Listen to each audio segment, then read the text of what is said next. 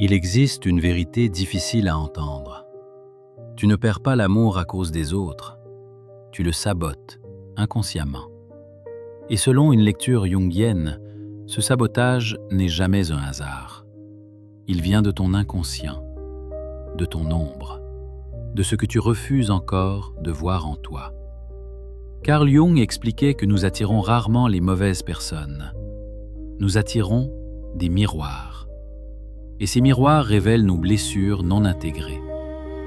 L'amour n'échoue pas toujours par incompatibilité, il échoue souvent par inconscience. Aujourd'hui, je vais te dévoiler les 7 erreurs psychologiques profondes qui sabotent ton amour sans que tu t'en rendes compte. Si tu te reconnais dans au moins une d'entre elles, ce n'est pas une condamnation, c'est une opportunité d'évolution. Parce que ce que tu conscientises, tu peux le transformer. Erreur 1. Chercher à être choisi au lieu de choisir. Beaucoup vivent l'amour comme une audition. Ils veulent plaire, impressionner, rassurer. Mais quand tu cherches à être choisi, tu abandonnes ton centre. Jung parlait d'individuation, le processus par lequel tu deviens toi-même. Si tu entres en relation sans être aligné, tu ne vis pas l'amour. Tu négocies ta valeur. Et plus tu négocies ta valeur, plus tu attires des relations déséquilibrées. Erreur 2. Confondre intensité et profondeur. Les débuts passionnés, les messages constants, la fusion rapide. Cela ressemble à l'amour.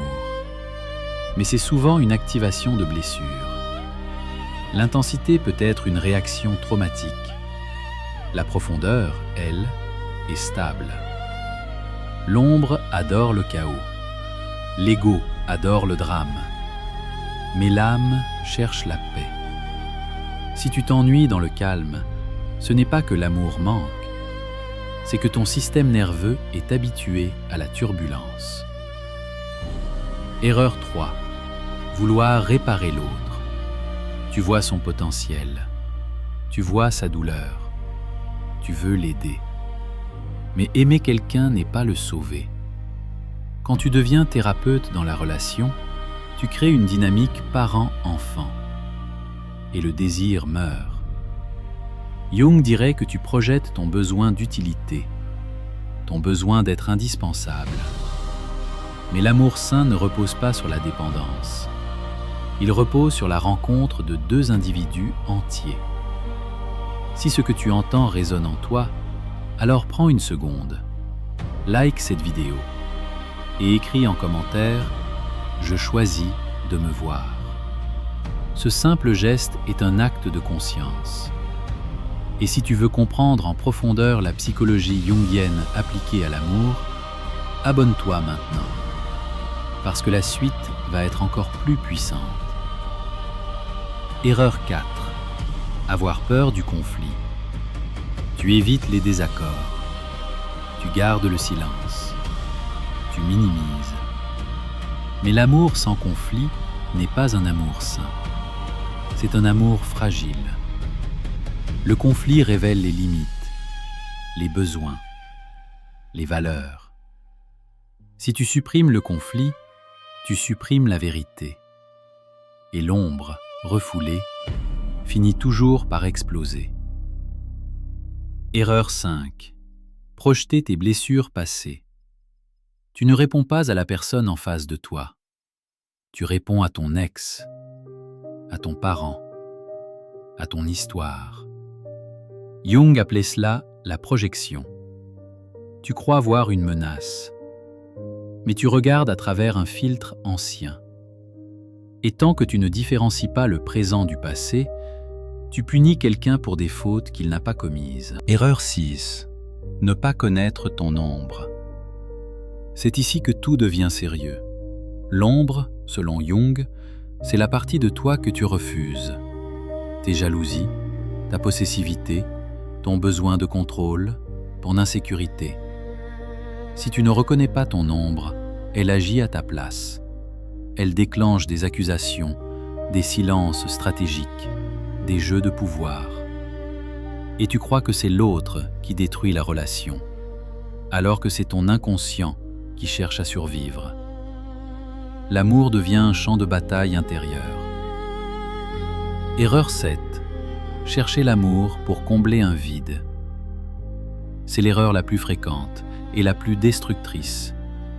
Tu cherches quelqu'un pour te sentir complet, validé, important. Mais personne ne peut remplir un vide existentiel. Quand tu utilises l'amour pour éviter la solitude intérieure, tu transformes l'autre en anesthésiant. Et tôt ou tard, la dépendance remplace l'amour. L'amour sain ne comble pas un vide, il amplifie une plénitude déjà existante. La vérité que personne ne dit. Tu n'attires pas ce que tu veux, tu attires ce que tu es prêt à affronter. Chaque relation révèle un niveau de conscience. Si tu veux un amour différent, tu dois devenir différent intérieurement. Cela ne veut pas dire devenir parfait, cela veut dire devenir lucide. Observer tes réactions, observer tes peurs, observer tes projections. L'amour est un miroir, et si tu refuses de regarder, le miroir se brise. Comment sortir du sabotage? Observe tes déclencheurs émotionnels, identifie tes projections, apprends à tolérer le calme, pose des limites claires, développe ta vie en dehors de la relation. Intègre ton ombre au lieu de la nier. Choisis consciemment au lieu d'être choisi par peur. C'est un travail intérieur, mais c'est le seul qui transforme réellement ta vie amoureuse. Conclusion. Tu ne sabotes pas ton amour parce que tu es mauvais.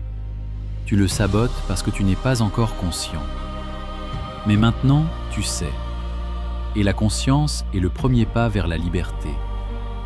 Ne cherche pas la relation parfaite, cherche la clarté intérieure. Parce que l'amour mature n'est pas passion aveugle, c'est conscience partagée. Si cette vidéo t'a parlé, partage-la à quelqu'un qui répète les mêmes schémas. Et souviens-toi, tu ne sabotes plus, tu évolues.